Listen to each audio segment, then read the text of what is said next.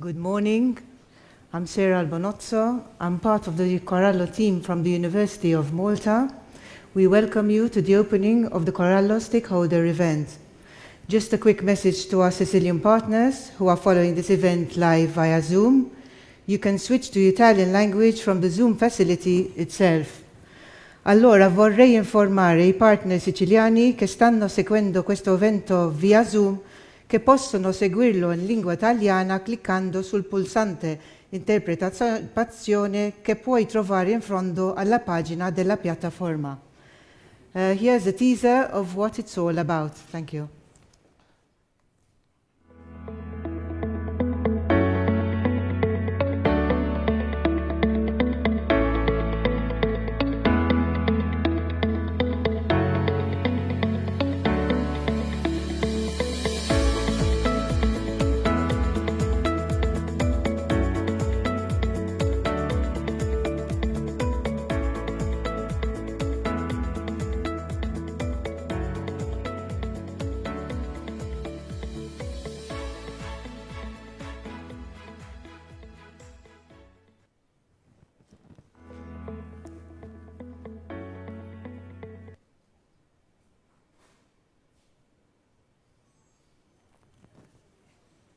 We'd like to welcome Professor Alan Daydoun, Ocean Ambassador and Corallo Lead Partner, who will give you a brief overview on ocean governance. Thank you.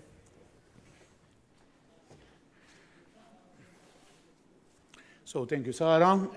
Dear colleagues, dear Minister, dear Parliamentary Secretary, dear EU Commissioner Emeritus, dear ERA Chairman, ERA CEO, dear friends, dear colleagues. It's obviously a pleasure to be here. I need, first of all, to thank Heritage Malta for hosting us today.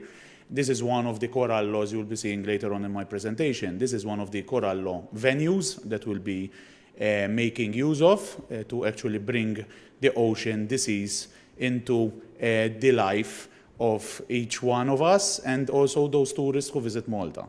I would say that this event, and I will be very brief, is just a step in a continuum, in a continuous process. What is this continuous process? Up till 5 years ago, or 10 years ago, I would say, the ocean would, or the seas would have occupied a back seat in the room. It wouldn't have had a seat at the decision-making table, and I can already see EU Commissioner Emeritus nodding, because obviously he was in the thick of it up till a few years ago.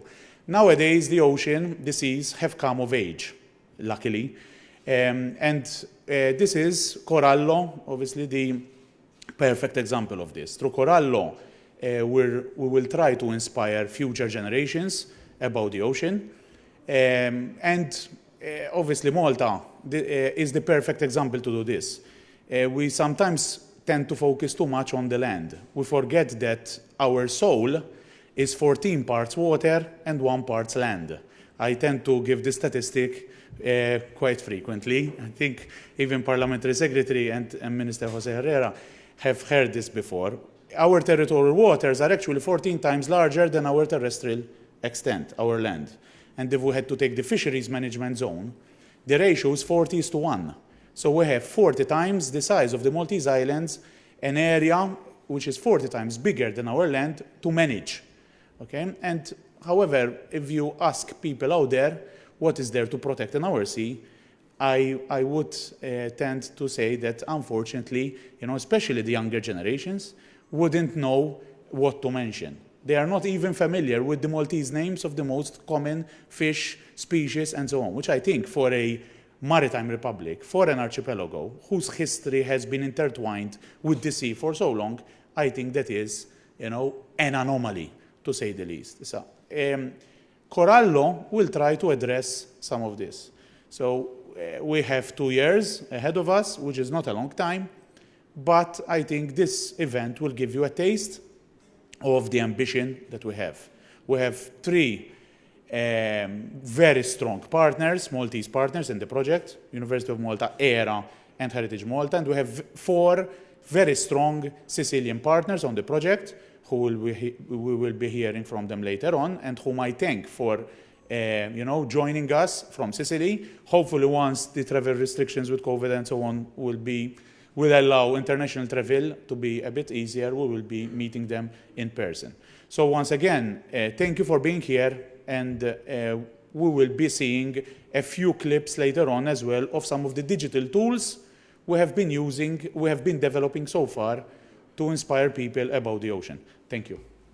Thank you, Professor Leidu. We'll now call Professor Victor Asha, Chairperson of the ERA Board, who will address the importance of protecting our seas. Thank you.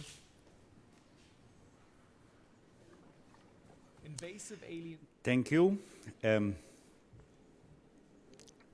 Honorable Minister, honorable colleagues, and distinguished guests.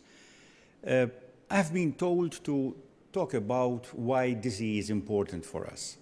Well, I mean, looking at your faces and looking at all these pictures, I will be speaking to the converted. So basically, I will try to, say something a bit different. It's no use telling you how important the sea is as food, as connections with the rest of the world, etc. But the link between us as Maltese, us as Mediterraneans, and us as a human species is linked with the sea much, much more than we intrinsically than we ever think. For example, if we look at the emergence of life on primitive Earth, this was possibly due to the presence of a primitive sea, a primitive ocean, with certain levels of nutrients, etc. In fact, while of course there are a large number of theories about this, all we can say, for example, is that most of our body fluids are very, very similar to the sea, are very similar to the composition, to the salt composition of the sea. Well, even perhaps, I mean, I don't want to sound too bombastic or too, outlandish, but even the presence of an enlarged brain in the early hominids might be related to the sea. We do have the docohexaenoic acid, which sounds a bit of a mouthful, but it is basically one type of omega-3 fatty acid, which is extremely important currently, which is extremely important in the molecular architecture of our brain. And some people suggest that even the enlargement of the brain in somewhere in Africa and in other places anyway, was related to these hominids eating sea fish.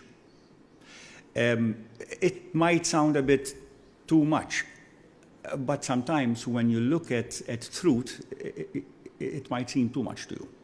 Okay? So even in the Mediterranean, I feel, is the product, even the Mediterranean culture and heritage, is the product of our sea. There is no need to mention the Phoenician and the Greek trade initiatives and trade routes that took all over the Mediterranean. We have our Sicilian partners, which possibly even their history is tightly linked with these trade routes of the early Mediterraneans. I believe that even when we look at the Mediterranean, with its particular characteristics like its diversity and its changeability, as well as its the presence of diaspora, the presence of migrations from one part to the other. We are currently right now in the middle of one of them. But this has been ongoing for so long, I mean, the diaspora of the Jews from Spain to the rest of the Mediterranean due to religious beliefs, as well as the type of weather we have in the Mediterranean. We can only remember our St. Paul. I mean, it's not really our St. Paul, but St. Paul, with reaching the island through being the reason most probably was because they had to leave a part of, I think, somewhere in Greece. Anyway, they had to leave the island because, or the land because, the port because the sea was so unpredictable, the weather was so unpredictable. So even the nature of maritime traffic was related to the characteristics, the particular characteristics of the sea. I believe that the Mediterranean Sea is neither too large, it's not really an ocean, nor too small, it's not really a lake. So it makes it large enough so that different shores can harbor different type of cultures, because there is enough distance between them. But neither too far away from each other so that there can be fertilization. So it's really we are here as even as Maltese. Our very nature is, our very culture is related to the sea, even though we have a sort of love-hate relationship with the sea. I mean,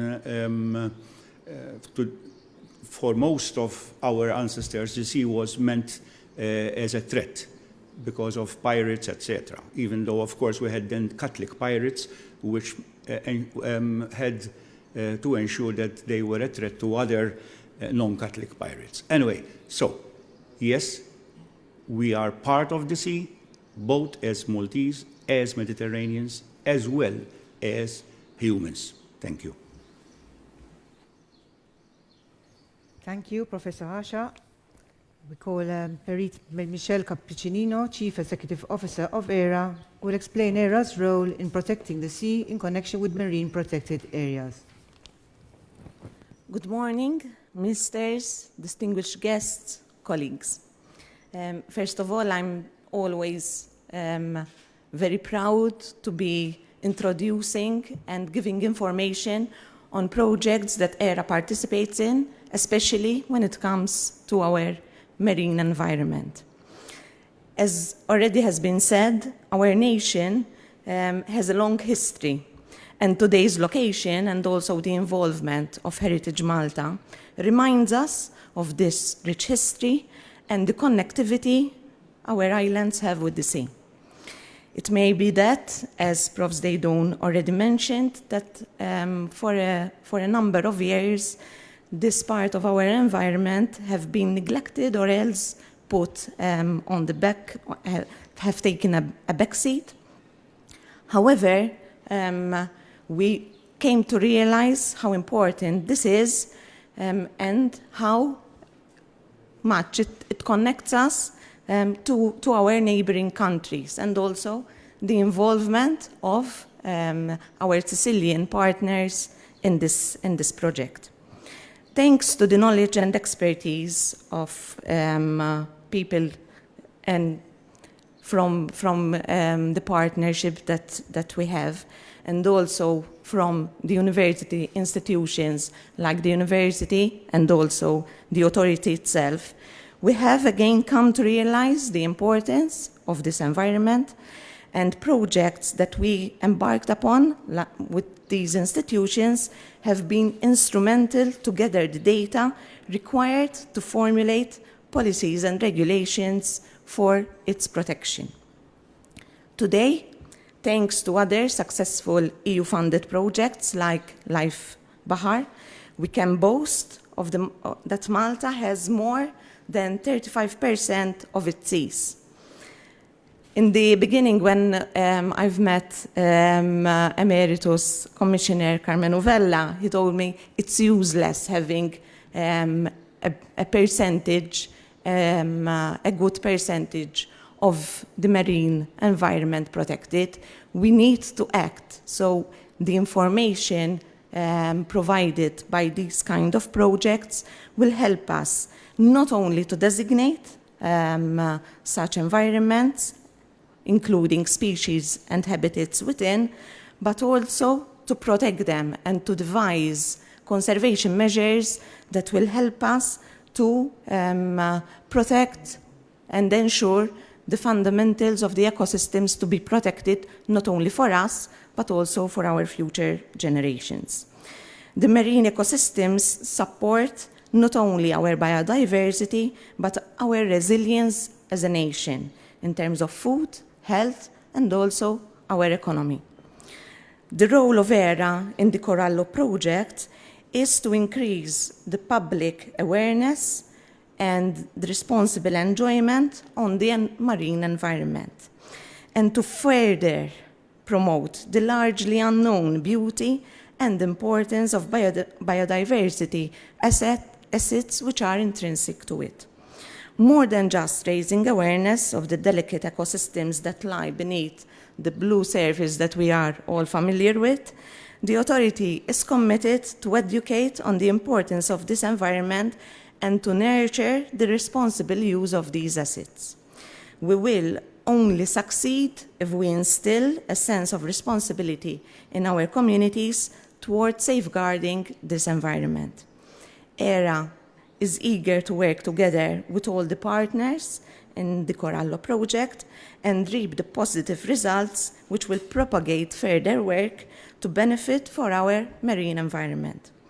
I will conclude my contribution today by showing my appreciation to all those involved in this project, especially the University of Malta, who continuously collaborates with our institution to gather robust scientific data to inform our regulatory processes.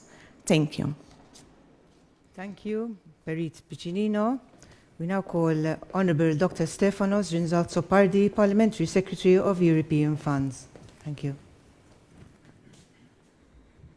Minister Herrera, distinguished guests, a warm welcome also to the partners from Sicily. Buongiorno. It is an honor for me to be here this morning to discuss a very interesting project which is being co-financed with European funds. An investment in creating further awareness, as the previous speakers have already mentioned, in our maritime history, in our maritime assets, as well as creating more awareness on the importance to give more due attention and take further action on conserving our maritime culture, our maritime destiny, I would say, both as islands, both in Malta as well as in Sicily. The Corallo project is one of the new projects that is being financed under the second call of the Interreg Italia-Malta program. Under this call, 11 new projects have been selected, and these were amounting to a total of circa 20 million euro. And this was the budget between Malta and Sicily Interreg funds. In these projects, 14 Maltese partners are participating with a total budget of 6.7 million euro, and 40 Maltese entities involved, out of which 5.6 million are European funds. But focusing on the Corallo project has started in November 2020 and will be implemented by May 2023. The total budget for all the partnership is of 1.4 million euro, with an ERDF contribution of 1.2 million. I am mentioning these figures in order so that one can understand the extent of the investment that is being carried out in relation to this project, which obviously, as will be even further discussed by other speakers, has very noble aims in my humble opinion. The Maltese beneficiaries share a total budget of 849,000, out of which the ERDF contribution is of 721,000 euros. This, to me, is a very important investment. It is intended to give very particular results. In fact, 6 protected marine and land sites, 3 in Malta and 3 in Sicily, will adopt implementation plans for the responsible use of these sites, create further awareness and appreciation among varied end users, as well as a wide range of non-invasive tools and resources. The area of the Maltese and Sicilian Natura 2000 sites involved will collectively cover an area of over 100,000 square kilometers. Surely this investment is a manner in which European funds continues to assist in relation to environmental issues. But furthermore, it is an opportunity to create collaborations between Malta and Sicily. I think that we have a common heritage between our two regions, our country as well as Sicily, and I believe that further investing in these kind of opportunities and initiatives gives us the opportunity to understand each other further, to understand our heritage even further, as well as to build more opportunities for creating awareness, also gathering more information, and together we can also take further action as well as create more awareness on a wider level as well, not only between our two regions, but also at the European level, where I believe that Malta and Sicily, we have an obligation that we should present the realities of the Mediterranean in its widest sense, not only from an environmental point of view, but also in the widest sense of the realities of the Mediterranean, in order to create more awareness of the requirements of the Mediterranean region within a European perspective. Thank you very much. Thank you, Honourable Dr. Zrinzo Azzopardi. Now call Honourable Dr. José Herrera, Minister for the National Heritage, the Arts and Local Government. Thank you.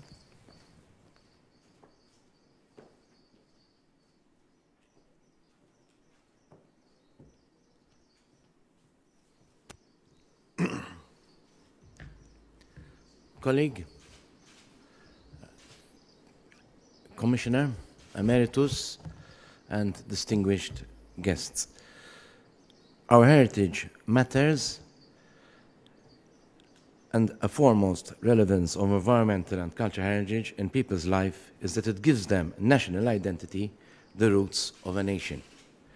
To embrace such collective identity, one has to have respect towards the natural and cultural heritage which they inherited, and have the responsibility to pass it on to future generations in a condition that is not worse off than that they would have inherited.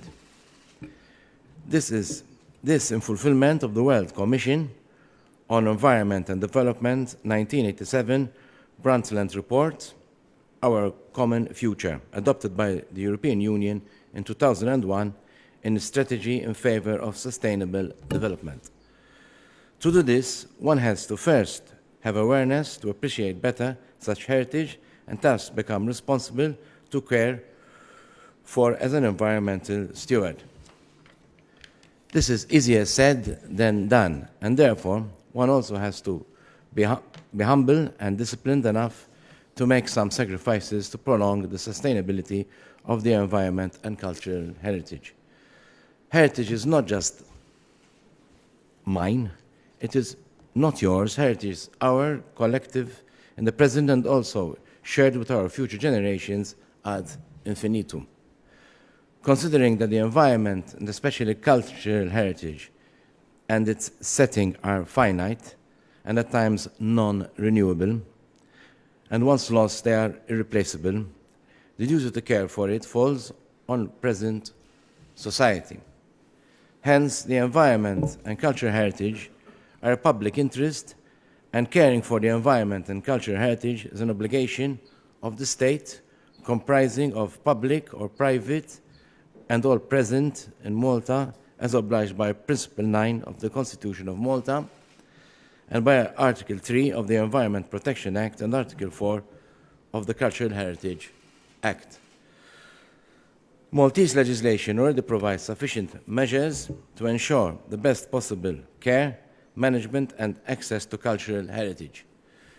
This, apart from obligations emanating from international conventions and charters which Malta signed or ratified, including the most recent ratification, that of the UNESCO Convention on the Protection of the Underwater Cultural Heritage 2001 in March 2021. Heritage is therefore an important part in the making of better citizens. Education and environmental and cultural awareness, appreciation and enjoyment are paramount in ensuring that all ages and sectors of the public are given the learning skills and capabilities to make themselves useful to society and care for the environment. Heritage also contributes directly to job creation and employability, and increases commerce as essential parts of the economy, of which tourism is a sizable part, having multiplier effects that go beyond heritage. Having the natural and cultural environment in a good state improves the tourism product, which entice repeat visitors and bespoke marketing. Heritage is also the showcase used in diplomatic relations to demonstrate the state and the nation's character and reliability. Heritage, therefore, is a major contributor in improving the feel-good factor, quality of life, well-being, social cohesion, affordability and decent living, and vibrant, habitable urban areas, spaces, land and seascapes, creating conditions for positive economic added value for all. Is the Davos Declaration towards a high-quality Bokultur for Europe 2018. Over a period of 10 years, the Environment Resources Authority designated 18 sites comprising 35% of Malta's seabed as Natura 2000 marine protected areas. Additionally, during 2019-2020, the Superintendents of Cultural Heritage designated 15 sites as archaeological zones at sea.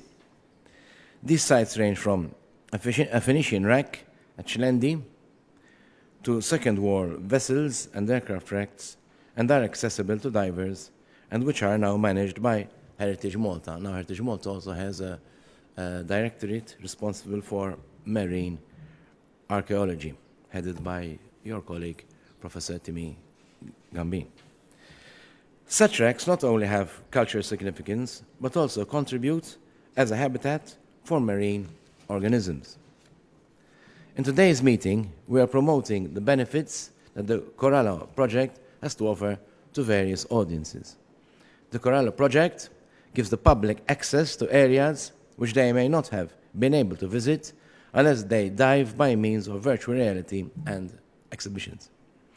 This is also positive as it is less intrusive to marine life. On the other hand, access to heritage sites should not be rendered to become available only virtually, and all those with any level of responsibility of maintaining heritage should continue to ensure to protect, care, and make such heritage accessible to present and future generations, and the public is still encouraged to visit heritage sites. Owing to the finite nature and sensitivity of the environment and cultural heritage, some of it having universal or national significance because of their uniqueness, rarity or vulnerability, mistakes in heritage conservation may be irreversible. Heritage, on the other hand, and underwater,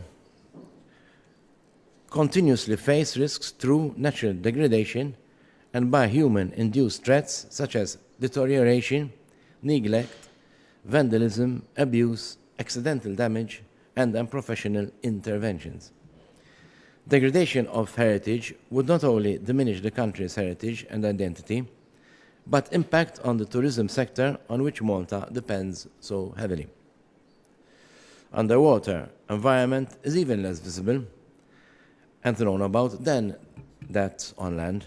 However, heritage on land, despite its visibility, has through time undergone substantial negative impacts, mainly arising from overpopulation, increased urbanization, and overuse of land resources. Damage to the heritage resents the quality of environmental and cultural heritage values, and their depreciation automatically impacts negatively the economy, resulting in financial loss. There seems to be an imbalance between the public's awareness about the environment and cultural heritage and its treatment. Although awareness has increased and many express their support for the environment and cultural heritage, on the other hand, many tolerate environmental impacts as a necessary part of progress of which they are part of, despite the depreciation of aesthetics and environmental quality of life. And perhaps this is especially so in Malta. More effort should be made in valorizing environmental quality of life, and that it too has a monetary value, and that healthy living contributes to the economy. For example, by living within environmentally healthy and pleasing settings, the public is bound to enjoy better physical and mental health, thus is more happy, productive, creative, and healthy, depending less on healthcare, which services are themselves under pressure and may be relieved to dedicate to more unavoidable needs.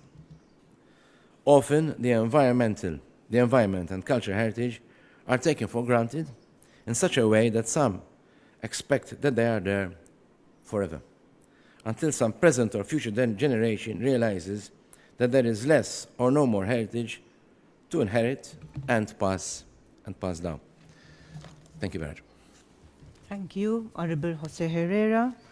I'm going to call Professor Deydun, who is University of Malta's lead partner. He will give an overview of the Corallo project in general. Thank you. Okay. So thank you, Sarah. Thank you, Sarah. Yes. So obviously we're all here for Corallo now, so we need to delve a bit. We can plunge into the project, so as to use a term from diving. As I said earlier, the ocean has literally come of age. So the ocean has finally taken a front seat at the table. These are some of the ongoing initiatives involving the ocean and the sea and the maritime, both at international and EU dimension. So we have obviously the United Nations Decade of Ocean Science for Sustainable Development, which is being led by UNESCO, IOC. We have the SDGs, the 17 SDGs, which contrary to the MDGs, to the Millennium Development Goals, at least one of them is related to the ocean, which is SDG 14. Even the Commonwealth has dedicated the Blue Charter to the ocean, and in fact, there's a large number of actions being taken by the Commonwealth's Blue Charter. For example, I attended one virtually on ocean acidification being led by New Zealand. There's one of the 5 missions of the EU. The EU has this new funding program framework, which is Horizon Europe. And there are these 5 mission areas. There's cancer, for example, there's climate change, there's soil health and food, and there's also smart cities, and there's also healthy ocean seas, coastal and inland waters. So the ocean is important enough for Europe to actually dedicate one of its 5 mission areas to the ocean. The EU, obviously for the past decade or even more, has had its Blue Growth Strategy, of which one of the 5 pillars we're going to discuss today, which is tourism. Tourism is one of the 5 priority areas of the Blue Growth Strategy of the EU. When I say priority areas of the EU's Blue Growth Strategy, it means that the EU forecasts that there will be substantial growth, economic growth, and even employment in these 5 areas. Okay, for example, shipping is not in these 5 priority areas. It doesn't mean that the EU won't continue to support shipping, but it means that shipping, the EU considers it to have reached carrying capacity in terms of economic growth and new employment. And obviously there is something going on at the United Nations. And in New York, there have been negotiations for the past 10 years, and hopefully there won't be the need for another 10 years, which is for the updating of the law of the sea. to protect 60% of the planet. 60% of the planet does not fall within the jurisdiction of any country, i.e. the high seas, what we call the area. And at the moment, UNCLOS, which is the United Nations Convention of the Law of the Sea, which was drafted, we actually had a Maltese who had Arvid Pardo, who had a key role in that. And in fact, I think next year, 2022, will mark the 45th anniversary since Arvid Parvo landmark speech at the United Nations General Assembly. 45 years ago, nobody thought it would be possible to go down 600 meters, 800 meters, to mine, to open a quarry down there, to bring up precious materials, which we use in our laptops and our mobiles and so on. But this is a reality nowadays. So we need to, this law of the sea needs to be updated. And there is this BBNJ, which is a mouthful, BBNJ conference process going on. And hopefully this will see the light of day, hopefully sometime soon. So yes, something about Corallo. We have 7 partners. This is a project which is led by the University of Malta. There's ERA, there's also Heritage Malta, and then there is ARPA, Sicilia, there's the University of Palermo, there's Plemmirio, and there's also Coressia. Plemmirio is probably the Sicilian MPA which is closest to Malta. So Plemmirio is found in Syracuse on Ortigia. Probably many Maltese have actually visited Syracuse and Ortigia without actually knowing that there is a marine protected area over there. They have a beautiful visitor center like the one we are here today. It is called the Castello Saraceno, I think. Professor Vincenzo Arezza from Unipa, who's following us, might correct me about this. And we have a lot to learn from the Sicilian MPA experience. So this is also this type of projects, Italia-Malta projects, are also a way of transferring expertise and knowledge. Because for MPAs, Malta, yes, has designated 35% of our waters, but we are still novices when it comes to management of these same resources. Here I've put up the website of the project and the Facebook page, and we also have Instagram, Twitter, and so on and so forth. So we try to obviously expand our impact as much as possible. Okay? The main objective of the project, the fostering of a greater degree of awareness amongst N2K sites, Natura 2000 sites, which is the largest network of protected sites around the world, and users about the biodiversity assets held within the same sites. So it's about promoting the biodiversity assets with the population in general to obviously aim towards their responsible enjoyment. Okay? So the main aim then would be to unlock the untapped potential of a number of N2K sites in Malta and Sicily by promoting the largely unknown and unique living and landscape assets of each site and their responsible enjoyment. Okay? And the specific objectives now on the specific identification of needs and characteristics, because each site is different, so we won't be using one size fits all. Okay, for all. Some sites you must use certain tools, for others you use other tools, and so on. Promotion of ecosystem services and awareness generation. It's a 30-month-long journey, and we should be done by May 2023. We came a long way. What do I mean? We have been working as University of Malta on, and ERA as well, and Heritage Malta, and many other partners in Malta, on ocean literacy, because this is all about ocean literacy. Ocean literacy is basically about making humans, the public, aware of the role played by the ocean in their everyday lives. For instance, when you tell people that every second breath you take comes from the ocean, you get a blank stare. But when we think of oxygen, we only think about trees. But about 55 to 60% of the ocean we breathe comes from the ocean, from microscopic plants, phytoplankton floating around in the ocean, about which we don't think about much, about which we don't get a lot of protests in the streets about. Okay, this is one such example of another environmental educational center about the sea that we had opened way back in 2013. So this, as I said earlier, this is Corallo's a step in a continuum. And this was a previous step 8 years ago.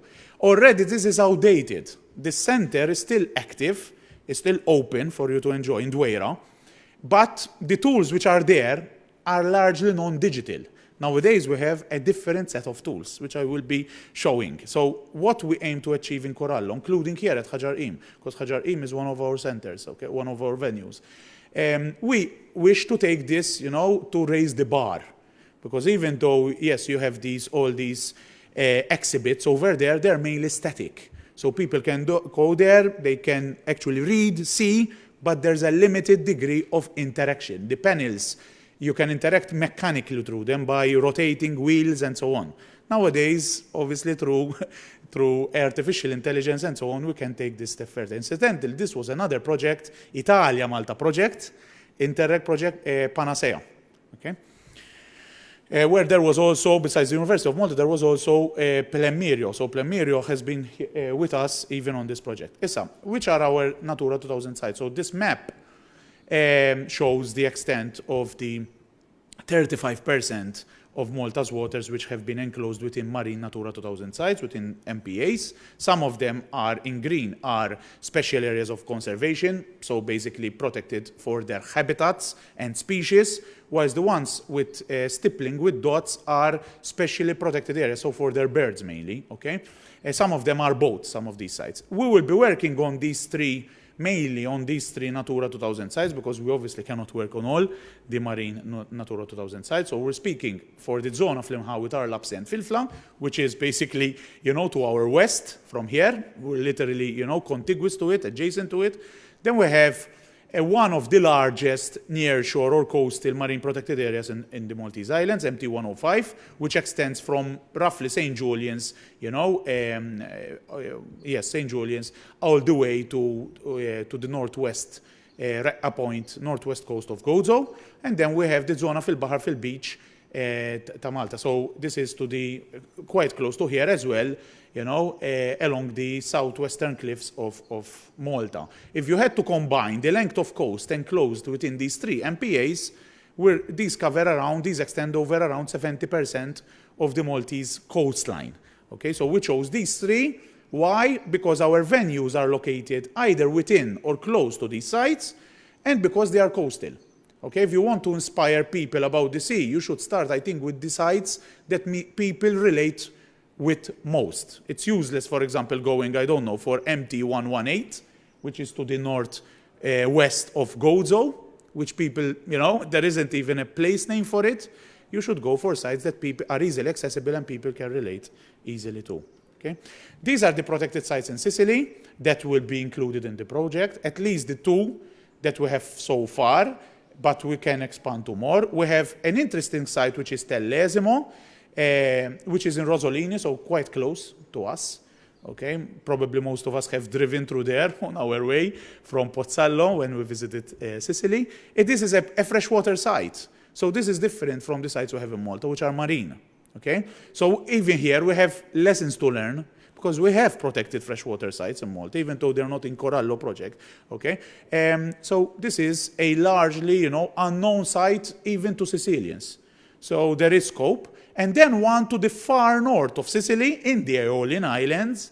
And here I have to thank our Sicilian partners for actually proposing this site. This is Basilluzzo, within the Aeolian Islands UNESCO World Heritage Site. Normally, when you read about the Aeolian Islands, they call them the Sette Sorelle, the Seven Sisters, because Basilluzzo is not considered as one of them. We normally think of Stromboli, which is seen there in the background of Basilluzzo, Lipari, Filicudi, Alicudi, Panarea, Vulcano, and so on, and Salina.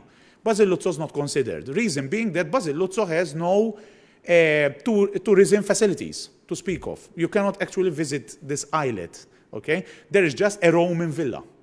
Okay, a villa from the Roman epoch. What we want to do is actually not bring mass tourism on a place which is not visited, because that would be highly responsible, but to use the infrastructure that there already is, i.e. the Roman villa, to use the project to actually restore this Roman villa, to have it as a visitor center for just a handful of people we're speaking each time. So there would be close number, it wouldn't be mass tourism, because the site, hasn't seen humans for a long, long time, so it's undisturbed. But sustainable tourism is a way of financing the restoration as well of historical heritage on site. And yes, I didn't mention Plemmerio, which I mentioned earlier, which is on the map would be to the east, where there is Syracuse, on the peninsula at Ortigia. That is another site which already has an interpretation center, and therefore it's relatively easy for us to take Corallo over there, because there is a very nice interpretation center at Plemmerio. These are some of our sites, our fixed venues, and you will see why I use the term fixed. We have the Malta Maritime Museum. These are all sites managed by Heritage Malta, one of our partners, Ħaġar Mnajdra, and here I've put some notes on the link with the Natura 2000 side and with the thematic, if you want. So Ħaġar Mnajdra, where we are today, there's Filfla MPA, but also the MPA ta' Zona tal-Beach, there's the Cliffs thematic, Malta Maritime Museum, which is not within a marine protected area, but still there's a lot of underwater heritage, history, maritime culture. For instance, we might install an underwater CCTV at Malta Maritime Museum, since it is the one closest to the sea. So it is feasible to have cables, a cable running from the underwater camera straight into the Malta Maritime Museum, as we did at the aquarium through another project earlier on last year. We have Ardalan, which is important because there's the land bridge to Sicily at the last ice age, as shown through the fossils, sea level changes. So we'll probably think about doing some sort of simulation over there to show people how humans and species, like the dwarf elephants and so on, crossed over to Malta. The Natural History Museum. And we might also, there is also the possibility of including White Tower, which is not managed by Heritage Malta, but by Dillard Helwa and Malta Tourism Authority, who incidentally is one of our associate partners. Okay? It's our wider arena. I mentioned fixed venues, but we will use also, digital tools to not limit Corallo within these 4 or 5 sites. We want to go out there, so smartphone apps, which we'll be developing, obviously mobile exhibitions like the one you have here today, even replicas of alien species like the lionfish to take with us on mobile exhibitions, citizen science, about which we've been doing a lot, you might have heard, spot the alien fish, spot the jellyfish, spot the alien, and so on, TV slots, social media animation clips, and so on and so forth. So we really will explore each and every tool that there is, okay? So, as I mentioned, virtual augmented reality. This is the one we have at the aquarium at the moment through another project called Harmony, another Italia-Malta project the university is in. The gaming approach, we all know that youngsters nowadays, are playing online games, I would say, unfortunately, as a parent, but anyway, we have to exploit that. Underwater CCTV, interactive panels, 3D projection, new generation citizen science. What do I mean by new generation citizen science? Making use of AI. So basically with your mobile phone, and we're very close at university to achieving this, with your mobile phone you can take photos of something, of anything. It could be a jellyfish, it could be an alien species, a fish, it could be a microplastic. And the algorithm in your smartphone app will tell you what that is, what it's seeing. So we are going to release something like this with microplastics sometime next week. Not sometime next year, sorry, through JPI Ocean, so it's not Italia Malta, another program, and mobile exhibitions. Okay. And I think this is the penultimate slide, so I'm almost ready. I love this quotation from Sylvia Earle, who obviously does not need any introduction. She's probably the world's foremost oceanographer. The best scientists and explorers have the attributes of kids. So we need to learn a lot from kids. It doesn't mean that we're going to disseminate and do outreach only with kids, but we need to think, and look through the lenses of kids. They ask questions and have a sense of wonder. They have curiosity. Who, what, where, why, when, and how. They never stop asking questions, and they never stop asking questions. That's like a 5-year-old. Okay, so, and this is another thing she said. With every drop of water you drink, every breath you take, you're connected to the sea, no matter where on earth you live. Because obviously the water we drink is part of the water cycle, So these are some of the ocean literacy activities we've done over the years. Incidentally, the guys on the right are my greatest inspiration. Those are my kids underwater, okay? My son and my daughter, I think when they were 8 or 9 years old. So ready to take the plunge with us? I'll stop here. Thank you. Thank you very much, Professor Deidun.